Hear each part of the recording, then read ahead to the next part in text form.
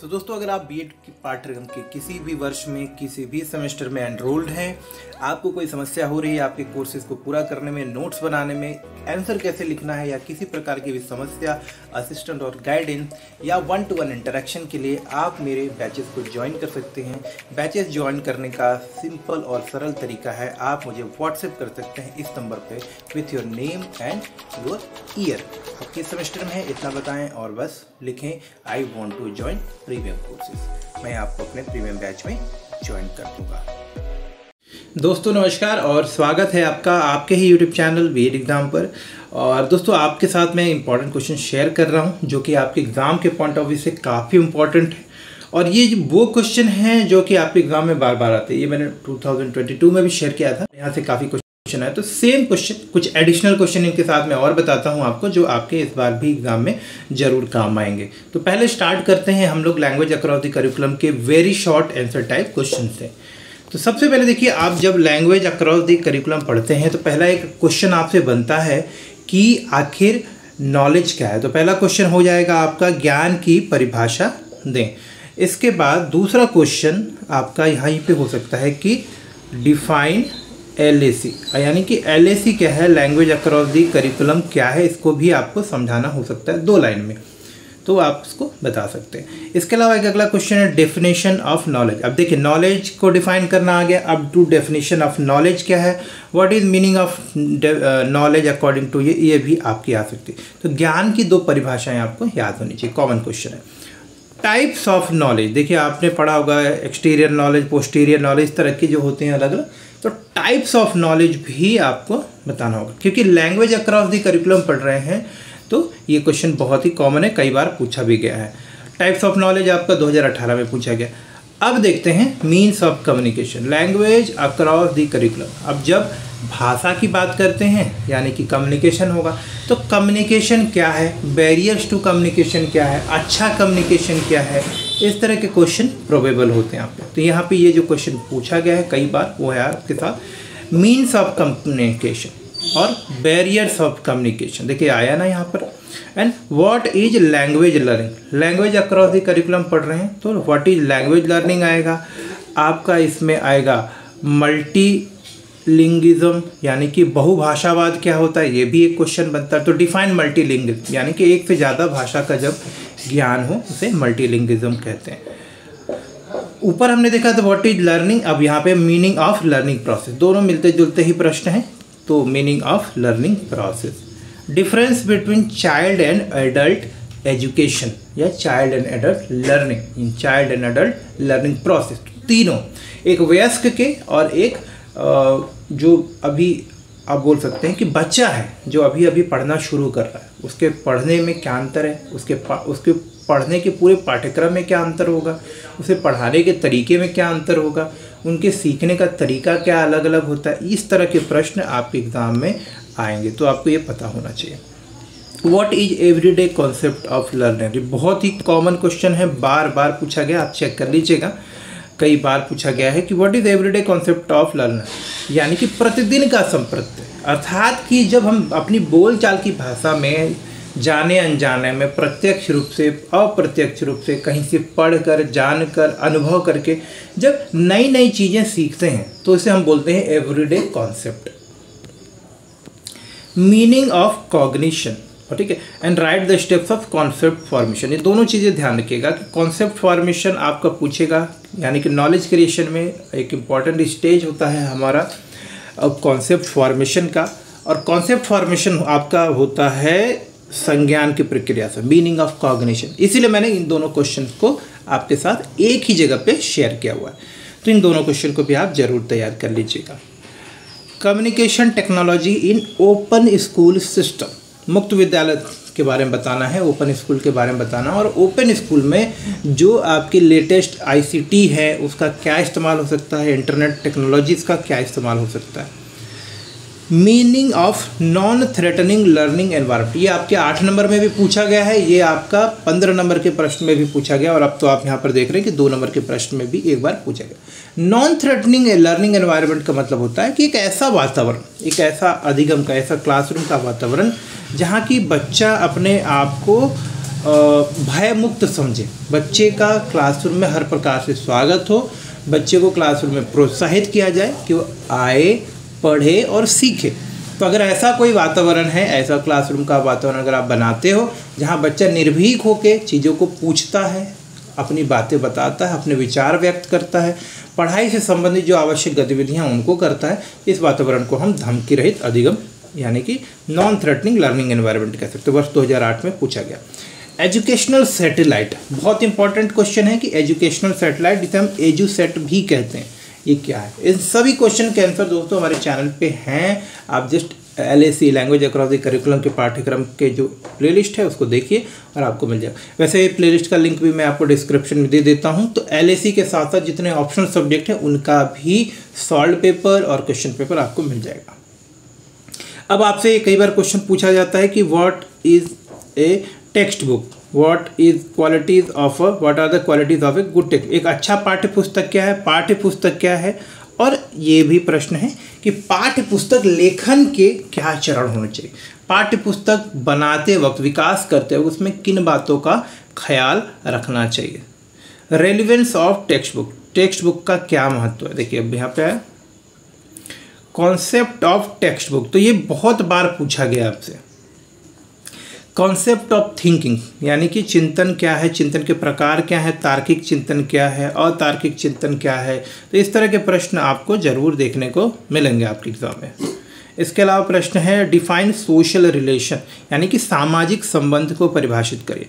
Meaning of social relation, importance of social relation, इस तरह के क्वेश्चन आपको जरूर देखने को मिलेंगे। तो सोशल रिलेशन क्या है कि जो एक नागरिक के रूप में हम दूसरे नागरिकों के साथ में एक व्यवहार करते हैं, उनके साथ सोच समझ विकसित करते हैं, उनके साथ में विचारों को साझा करते हैं, गतिविधियों में भाग लेते हैं, अपनी जिम्मेदारी का निर्वाह करते हैं। ये सारे काम क्या हैं, एक सामाजिक संबंध है। तो सामाजिक संबंध यानी कि उन सभी गतिविधियों, उन व्यवहारों, उन सभी मान्यताओं को मानना, उनका निर्वाह करना, एक नागरिक कर्तव्यों का पालन करना, ये सब चीज़ें क्या आती हैं, सोशल रिलेशनशिप के अंदर आती हैं, सोशल रिलेशन के अंदर आती है। मीनिंग ऑफ पेडागोजी, शिक्षण शास्त्र को परिभाषित करें यानी कि शिक्षण शास्त्र यानी वो शास्त्र, वो प्रक्रिया, वो विषय जिसके अंतर्गत एक शिक्षक बच्चों को कैसे पढ़ाना है, कैसे उनसे अधिगम का कार्य कराना है, उन सारी चीज़ों को सीखता है। किस प्रकार से वो बच्चों को बेहतर तरीके से पढ़ा सकते हैं, सिखा सकते हैं, ये जो होता है आपका शिक्षण शास्त्र कहलाता है। डिफाइन ICT,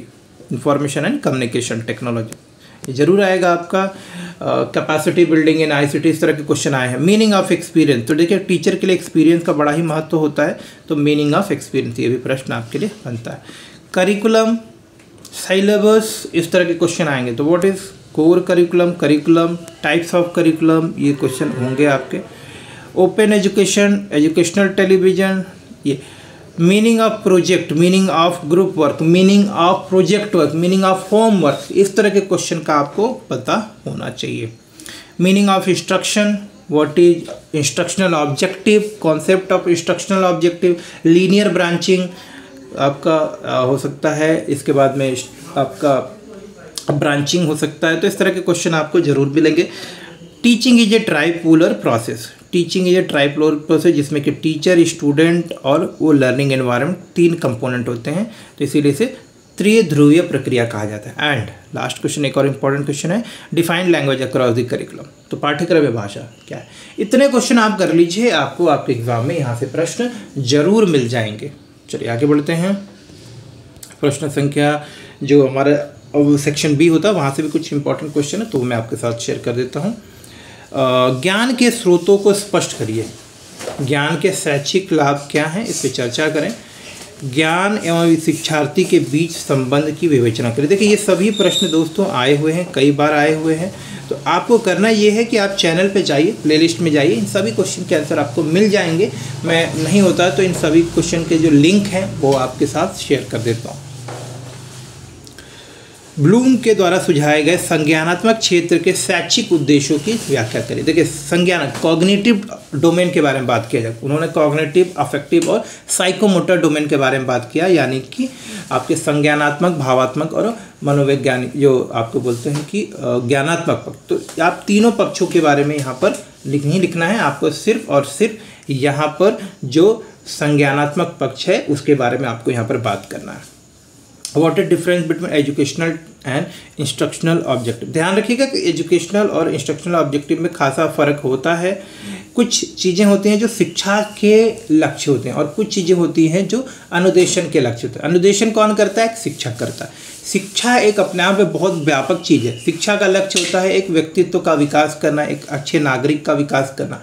लेकिन जब हम बात करते हैं अनुदेशन के लक्ष्यों के, उद्देश्यों के, तो इसका अर्थ होता है कि उस समय जो भी विषय आप पढ़ा रहे हो उनका आपका क्या लक्ष्य है। तो हो सकता है कि अनुदेशन का लक्ष्य छोटा होगा। अनुदेशन के अंतर्गत हम छात्र के संज्ञानात्मक विकास, विषय संबंधी ज्ञान के विकास को बढ़ाने का कार्य करते हैं, जबकि हम शिक्षण के उद्देश्यों में बहुत बृहद रूप से, यानी कि इसका जो दायरा होता है वो व्यापक होता है। तो इसके अंतर को हम आराम से समझ सकते हैं। इसे मैं आपको सॉल्यूशन भी दे देता हूँ। अगला प्रश्न रहेगा जो इम्पोर्टेंट है, discuss the role of ICT in classroom teaching. ठीक है, और आईसीटी से ही रिलेटेड क्वेश्चन है कि समाज एवं शिक्षा के लिए आईसीटी की भूमिका को स्पष्ट करना है। How ICT can be used for the professional development of teacher. देखिए, आईसीटी के इस्तेमाल से टीचर अपने आप को हमेशा जो है लेटेस्ट टेक्नोलॉजी से जोड़ सकता है। समाज में शिक्षा के क्षेत्र में जो नए नए बदलाव हो रहे हैं उनसे परिचित रख सकता है, अपने ज्ञान के आयाम को बढ़ा सकता है, अपने शैक्षिक विकास के साथ साथ अपने व्यावसायिक विकास के क्षेत्र में भी वो जो है अपना काम कर सकता है। तो ऐसे बहुत सारे काम हैं जो कि टीचर को मददगार साबित होते हैं जब वो आईसीटी का इस्तेमाल करता है अपने जीवन में। उसे नए अवसरों का पता चलता है, वो नए अनुसंधान के बारे में जानता है, नई नई चीज़ों को जानकर अपने शिक्षण को और बेहतर करता है। तो इस प्रकार से बहुत लाभ मिलता है। What are the relationship between curriculum and text book. पाठ्यचर्या और पाठ्य पुस्तक में क्या संबंध है। And what is the difference between curriculum, syllabus and course of study. तो ये भी क्वेश्चन आपके एग्जाम के लिए इंपॉर्टेंट है। डिस्क्राइब द रिलेशनशिप बिटवीन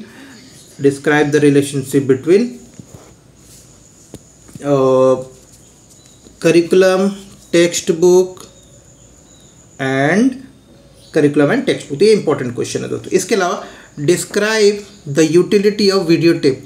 देखिए, एक क्लासरूम में एक शिक्षक के लिए वीडियो टेप जैसे ऑडियो विजुअल, जो आपका वीडियो टेप है तो ऑडियो विजुअल होगा, तो वीडियो टेप जैसे लर्निंग मटेरियल, जो लर्निंग रिसोर्सेज होते हैं आपके बोल सकते हैं, इनका क्या इस्तेमाल होगा। विजुअल एड, जो टीचिंग एड्स इन्हें हम कहते हैं, इनका क्या इस्तेमाल होगा, इस तरह से आपको इसको समझाना। क्योंकि देखिए, जब आप वीडियो टेप्स का इस्तेमाल करते हैं तो किसी कॉन्सेप्ट को आप और बेहतर तरीके से समझा सकते हैं। What is the concept.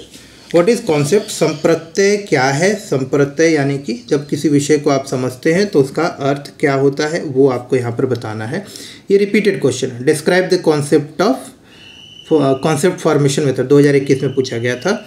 इसके अलावा यहाँ पर एक और प्रश्न है, clarify the concept of child and adult misconcept. जब एक बच्चा किसी विषय का अध्ययन करता है, किसी चीज़ को समझता है, और एक वयस्क किसी विषय को समझते हैं, दोनों के सीखने और समझने की प्रक्रिया में बहुत ही ज़्यादा व्यापक अंतर होता है।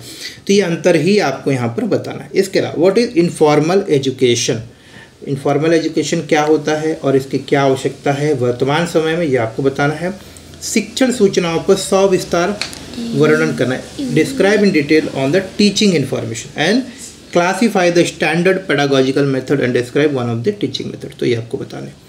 Explain the utility of disciplinary practices. देखिए, डिसिप्लिनरी प्रैक्टिस यानी विषय के संबंध में जो भी विषय आप पढ़ा रहे हो उसको लेकर जो आप नई नई चीज़ें करते हो उसी के बारे में है कि आपका जो अगर यूटिलिटी है आपको डिसिप्लिनरी प्रैक्टिसेस का, तो वो आपको किस प्रकार से मदद करता है। अनुशासनात्मक अभ्यास की जगह पे होना चाहिए था आपका विषय संबंधित। ठीक है। शिक्षण कौशल क्या है। What are teaching skill. Right in detail one of the teaching skill. Teaching skill जो आपको एक्सप्लेनेटरी स्किल होता है, स्किल ऑफ आस्किंग क्वेश्चन होता है, तो इस तरह से आपके हो सकता है प्रोजेक्ट मेथड है, ग्रुप डिस्कशन मेथड, ये बहुत सारे टीचिंग स्किल्स है, तो उनसे आप कोई एक डिस्कस कर लीजिएगा। In the process of teaching learning condition the computer plays an important. Describe it with. Computer का शिक्षण और लर्निंग की प्रक्रिया में क्या इस्तेमाल है वो आपको यहाँ पर समझाना है। इसके बाद एक और क्वेश्चन है, what is video text. Video text is a non print media, right it educational advantage. तो वीडियो क्या है आपका टेक्स्ट जो होता है एक नॉन प्रिंट मीडिया, इसको प्रिंट नहीं कर सकते, लेकिन इसके शैक्षिक क्या लाभ हो सकते हैं वो बताना। इसके अलावा project based learning, inquiry based learning और डिस्कसिंग इंटरोगेटिंग डिसिप्लिनरी प्रैक्टिस, इसको आप जरूर कर लीजिए। आपके एग्ज़ाम में वर्ष 2017 और वर्ष 18 और उसके बाद में 21 और 22 में भी ये पूछा गया है, तो इन प्रश्नों को जरूर तैयार करिए, सारे प्रश्न जो अभी मैं आपको राउंड किया है। इसके अलावा सेक्शन सी में चलते हैं, ठीक है। सेक्शन सी में यहाँ पर पहला प्रश्न है, what is the meaning of language, भाषा क्या है। लैंग्वेज अक्रॉस द करिकुलम पढ़ रहे तो ये प्रश्न संभावित ही है आपका। और वाइल मेंशनिंग, देखिए while mention the relationship between language thinking, explain the usefulness of language in the school subject, ठीक है। इसके अलावा how can you develop thinking in classroom, explain. प्रश्न संख्या 3 रहेगा आपका, condition of learning are the base of instruction, write in detail. Explain project based learning, देखिए ये बार बार आएगा, project based learning, inquiry based learning, तो इस तरह के क्वेश्चन को आप जरूर तैयार कर लीजिए, ये आपके एग्जाम में बार बार आएंगे। What is information communication technology, तो इंफॉर्मेशन कम्युनिकेशन टेक्नोलॉजी क्या है, थ्रो लाइट्स ऑन इट्स, सूचना संप्रेषण से क्या समझते हैं और इसकी आवश्यकता महत्व पर प्रकाश डालिए। शिक्षण शास्त्र में पाठ्य पुस्तकों की विशेषताओं का विस्तृत वर्णन कीजिए। विनिमय के विभिन्न प्रकार की विवेचना करें। जो डिफरेंट मोड्स ऑफ ट्रांजेक्शन है, ट्रांजेक्शन का मतलब जो आप पढ़ाते हैं, एक्सचेंज करते हैं कॉन्सेप्ट को, उन सब चीज़ों के बारे में आपको बताना कि आप कैसे अपने विचारों को, अपने ज्ञान को, अपनी सूचना को दूसरे तक पहुंचा सकते हो। Discuss the importance of environment in education, एक हम फिजिकल इन्वायरमेंट की बात करें और यहाँ पर हम क्लासरूम इन्वायरमेंट, तो आप इन दोनों ही टॉपिक को रखिएगा कि इन्वायरमेंट किस तरह से इम्पॉर्टेंट है आपके शिक्षण की प्रक्रिया में, ठीक है। इनको दोनों पॉइंट को clarify the concept of motor learning in teaching, यानी कि जो गत्यात्मक सीखने की व्यवस्था, जैसे कि हाथों को चलाना, हैंड आई कोऑर्डिनेशन, तो इस तरह की जो चीज़ें, मोटर लर्निंग बहुत इंपॉर्टेंट है आपके पढ़ाने की प्रक्रिया में, मोटर लर्निंग आपको काम आएगी। तो इसका इंपॉर्टेंस आपको एजुकेशन में क्या है वो समझाना है। एक प्रश्न संख्या 10 देखते हैं कि सूचना ज्ञान से किस प्रकार भिन्न है, और अपने उत्तर की स्पष्ट करते हुए उचित उदाहरणों के साथ इसे समझाइए। और स्थित ज्ञान, सिचुएटेड कॉग्निशन के संप्रत्यय का सविस्तार वर्णन करें, और ज्ञान एवं पाठ्यक्रम के बीच में क्या संबंध है इसे आप बताएं। 3 प्रश्नों को दोस्तों आप जरूर तैयार कर लें, यहाँ से ही ऑलमोस्ट आपका 100% कवर हो जाएगा। इसके अलावा भी अगर कुछ एक्स्ट्रा क्वेश्चन लगते हैं तो आप अपने स्तर पर जरूर देख सकते हैं, बट ये क्वेश्चन बहुत इंपॉर्टेंट है, इतने में ही आपका काफ़ी सारा काम हो जाएगा।